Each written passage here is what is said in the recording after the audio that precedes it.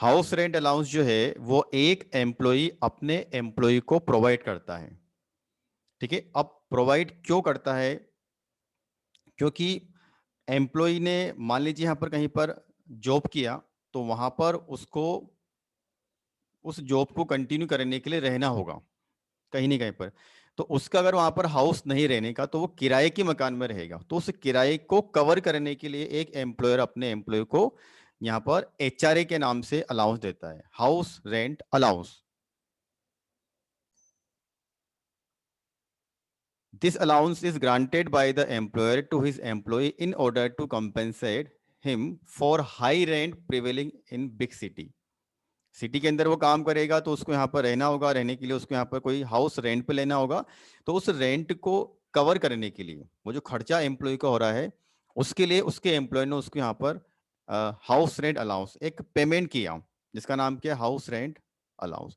अब जब ये अलाउंस उस एम्प्लॉय को मिलेगा, तो उसके लिए वो अमाउंट टैक्सेबल है या फिर एग्जम्प्ट है, उसको समझने के लिए हमको यहाँ पर प्रोविजन देखने हैं। ठीक है, चलिए सबसे पहले हमको तीन अमाउंट में यहाँ पर कंपैरिजन करना होगा, तुलना करनी होगी। और इन तीनों में जो सबसे लेसर अमाउंट होगा, छोटा अमाउंट होगा, वो एम्प्लॉय के लिए एग्जम्प्ट माना जाएगा, कर मुक्त माना जाएगा।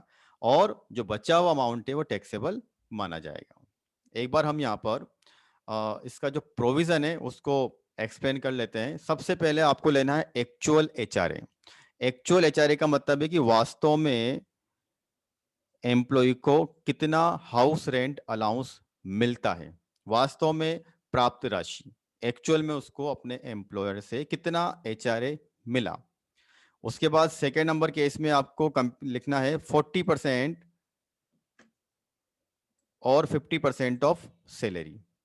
मतलब सैलरी का 40%, सैलरी का 50%। अब 40% कब लेना है, 50% कब लेना है? तो देखिए, यदि उसको मेट्रो के अंदर, जो मेट्रो सिटी है, 4 मेट्रो है, मेट्रो सिटी में अगर उसको यहाँ पर ये अलाउंस मिला, मतलब वो कहाँ पर जॉब कर रहे हैं, मेट्रो सिटी के अंदर।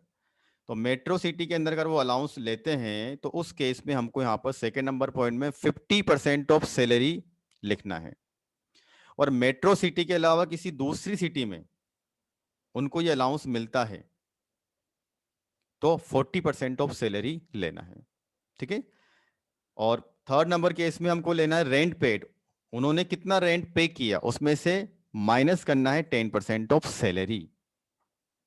अब सबसे, और इन तीनों में जो लेसर अमाउंट होगा वो उनके लिए कर मुक्त माना जाएगा, एग्जम्प्ट माना जाएगा, और बचा हुआ अमाउंट टैक्सेबल माना जाएगा। ठीक है, तो एक बार फिर से, एक्चुअल एचआरए 40% और 50% of salary, rent paid minus 10% of salary. तीन अमाउंट हमको यहाँ पर कैलकुलेट करने हैं। तीनों में जो सबसे लेसर अमाउंट होगा विल बी एग्जाम, कर मुक्त होगा, और जो बचा हुआ अमाउंट है वो टैक्सेबल। कैलकुलेशन अभी हम करने वाले हैं। उसके पहले हमको यहाँ पर समझना है, जब हम 40% या 50% करते हैं तो सैलरी का मतलब क्या है। देखिए, हमने जब सैलरी को स्टार्ट किया था तब मैंने आपको बताया था कि सैलरी बहुत सारे कंपोनेंट से मिलकर बनती है। बेसिक सैलरी भी आता है, तो अलाउंस भी आता है, ग्रेचुटी, पेंशन, रिट्रेचमेंट, कंपेंस, बहुत सारे अमाउंट होते हैं। उन सबसे मिलकर सैलरी बनती है। तो यहाँ पर सैलरी का मीनिंग क्या है?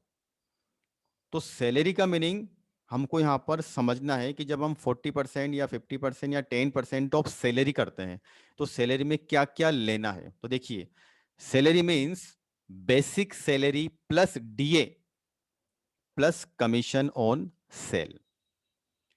बेसिक सैलरी लेना है, डीए लेना है, उसके अलावा किसी अलाउंस को कवर नहीं किया, ध्यान रखिएगा। केवल डीए लेना है, डीएनएस अलाउंस लेना है, महंगाई भत्ता। और डीएनएस अलाउंस भी कौन सा लेना है, ब्रैकेट में लिखा हुआ इफ। अब यहां पर इफ, ये हमारी एक नॉर्मल लैंग्वेज है समझने के लिए। इफ का मतलब होता है एज पर टर्म्स ऑफ एम्प्लॉयमेंट। अगर एम्प्लॉय को जो महंगाई भत्ता मिलता है वो सेवा शर्तों के अनुसार मिलता है, ये एग्रीमेंट है, ध्यान रखना, सेवा शर्तों के अनुसार, एज पर टर्म्स ऑफ एम्प्लॉयमेंट, तब हमको डीए लेना है, नहीं तो नहीं लेना है। अब ये इंफॉर्मेशन हमको क्वेश्चन में दी हुई होती है कि डीए एज पर टर्म्स ऑफ एम्प्लॉयमेंट है या फिर नहीं है। इसी प्रकार कमीशन, एम्प्लॉय को यदि अपने एम्प्लॉयर से कमीशन मिलता है परसेंटेज बेसिस पर, जितना गुड्स वो सेल करेगा उसका 1%, 2%, 3%, अगर इस तरह से कमीशन मिलता है तो वो कमीशन भी हमको यहाँ पर सैलरी में लेना है। तो ध्यान रखिएगा एचआरए की कैलकुलेशन में हमको सैलरी में तीन चीजें लेनी है, तीन अमाउंट लेने हैं, basic salary plus DA plus commission on sales.